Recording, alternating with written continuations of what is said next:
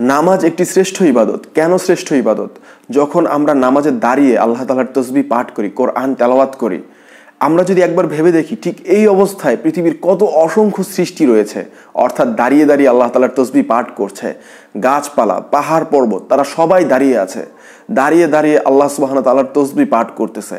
আর আমরা নামাজে দাঁড়ানো অবস্থায় আল্লাহ তাআলার তাসবিহ পাঠ করে আল্লাহ তাআলাকে এটাই বুঝাচ্ছি যে হে আল্লাহ, আপনার অসংখ্য সৃষ্টি যেমন দাঁড়িয়ে দাঁড়িয়ে আপনার তাসবিহ পাঠ করছে, আপনাকে স্মরণ করছে।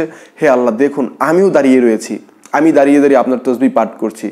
আমি সেই সমস্ত সৃষ্টির সাথে একাত্মতা ঘোষণা করলাম, একমত ঘোষণা করলাম, আমিও দাঁড়িয়ে দাঁড়িয়ে আপনার ইবাদত করছি।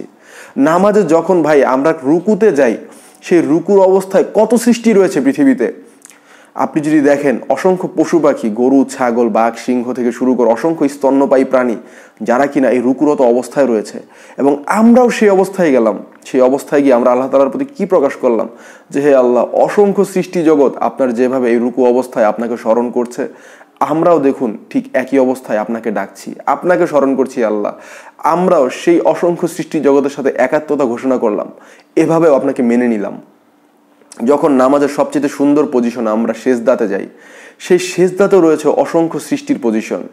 অসংখ্য ফেরেশতা রয়েছে যারা কিয়ামত পর্যন্ত সেজদারত অবস্থায় থাকবে, একটি মুহূর্তের জন্য যারা মাথা উঠাবে না সেজদারত অবস্থা থেকে। অসংখ্য প্রাণী রয়েছে, পিঁপড়া, অসংখ্য সাপ, অসংখ্য বিচ্ছু যারা কিনা এই সেজদারত অবস্থায় রয়েছে। আমি আপনি সেই সেজদারত অবস্থায় গিয়ে কি প্রকাশ করলাম? আমরা প্রকাশ করলাম যে হে আল্লাহ, আমরা সেজদারত অবস্থায় আপনাকে মানলাম, যেমনটা মেনে নিয়েছে পৃথিবীর অসংখ্য প্রাণী, অসংখ্য সৃষ্টি জগৎ, অসংখ্য পিঁপড়া, অসংখ্য বিচ্ছু, অসংখ্য ফেরেশতা। আমরাও সেই অবস্থায় আপনাকে মানলাম। মোট কথা হলো, দাঁড়ানো অবস্থায়, রুকু অবস্থায়, সেজদা অবস্থায়, আল্লাহ সমস্ত অবস্থায় আপনার বরত্বের প্রকাশ করলাম, আপনার কাছে আত্মসমর্পণ করলাম, আপনারই প্রশংসা করলাম, আপনারই তাসবিহ পাঠ করলাম।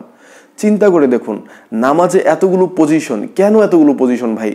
আমাদের একটি ইবাদত, আমরা তো ইচ্ছা করলে বসে বসেও নামাজ পড়তে পারতাম, কিন্তু আল্লাহ সুবহানাহু ওয়া তাআলা চেয়েছেন যে তার এই সৃষ্টি মানুষ যখন নামাজ পড়বে, এই নামাজ এমনভাবে পড়বে যে এই নামাজের পজিশনগুলো এমন হবে, সেই পজিশনগুলো হবে তার আরও যে সমস্ত সৃষ্টি রয়েছে তাদের অনুরূপ। তারা যেভাবে আল্লাহ তাআলার ইবাদত করছে, তাসবিহ পাঠ করছে, আমরা এই এক নামাজের মাধ্যমে সেই সমস্ত সৃষ্টি জগতের কাভারেজ করতে পারতেছি, তাদের মতো করে ইবাদত করতে পারতেছি। সুবহানাল্লাহ। আল্লাহ সুবহানাহু ওয়া তাআলা এত মহৎ একটি ইবাদত, এত বরকতময় একটি ইবাদত আল্লাহ তাআলা জিবরাইল আলাইহিস সালামের মাধ্যমেও আমাদেরকে দেয়নি।